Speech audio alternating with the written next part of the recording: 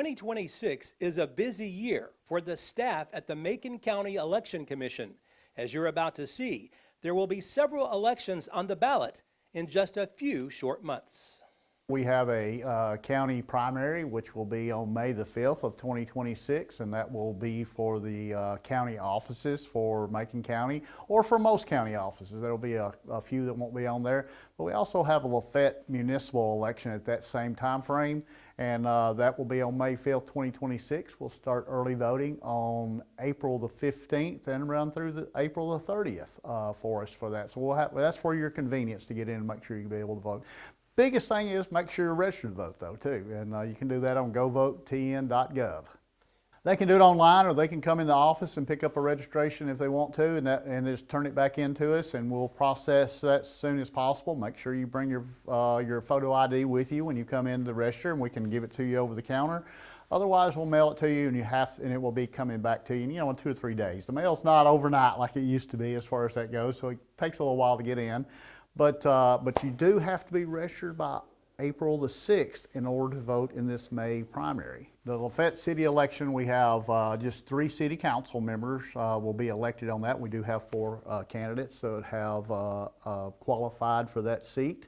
You will, if you live in the city of Lafayette, you will be able to vote for that, and it will show up on your ballot.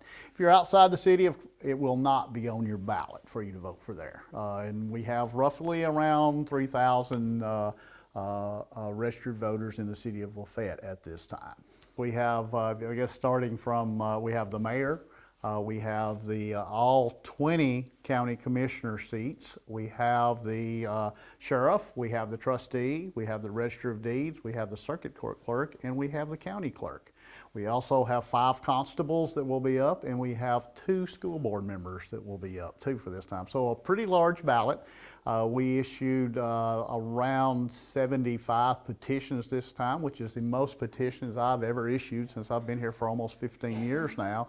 And then we had about 62 of those petitions that were turned back into us as qualified candidates for this May and August election. I'm grateful for that because I think, we need an interest in our county and local government, because that is where really everything starts. If you're thinking about your taxes, you're thinking about your security, you're thinking about your education and those type things, and your roads. That's where it starts at, really, is at the local level. It's a very important position. I wish we had more people that would show up for these elections. It's great to have 65% show up for a presidential election, and I wish that was that way for all of them.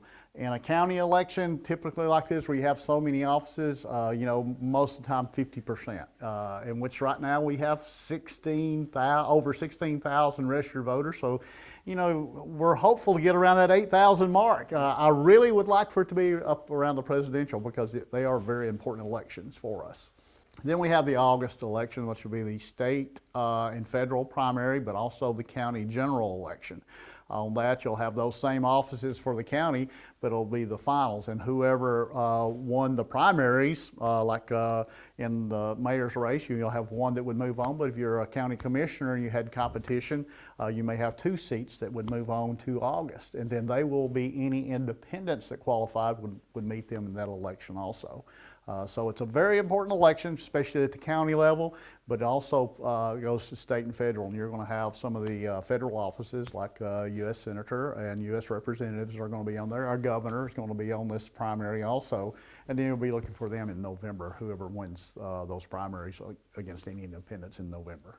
And what I recommend for anybody that doesn't have it, that govotetn.gov, if you have a smartphone, there's a great app on there that you can download. In there, when we get the ballots approved, we're just now still in the process, have a withdrawal deadline actually till this Thursday. But after that gets approved and it goes through the state, those ballots will show up just before you come in for early voting. And so you'll be able to see those ballots. You'll actually be able to see any of your elected officials currently on there too. So if you need to know who your elected officials are in District 8, you can see who they are now. And they will hold that, those people will hold that office till September, 1st of September. So then the new ones would come in September from that time frame. So that's a great app. You can always give us a call. We'll be glad to tell you what district and where you're at. But that app also tells you your status if you need to update your status as far as that goes too. Good deal. Overall, I know it's a lot of work, but is it an exciting time outside of the presidential elections? I guess this is pretty much it for you all. This is a pretty exciting time. You know, it's we know the candidates in this. We have a personal knowledge of each candidate that's come in because they're living here local. So it's a little exciting time. We see people come in. You know, I don't take a presidential petition and I might have to verify a signature on one every now and then or something like that. But for the most part, you know, we don't see those. But now we have that opportunity to verify that candidate, see that candidate. And actually, there's a lot of education for that candidate to know what they need to do and what they can do, and, you know, financial disclosures, a lot of things. And when people come in at these 75, some of them were brand new. They didn't realize what all they had to do to qualify for office. So it is pretty exciting. Macon County Election Commissioner Barry Doss encourages everyone to vote in this year's elections. Reporting from Lafayette, Barry Hyatt, NCTV.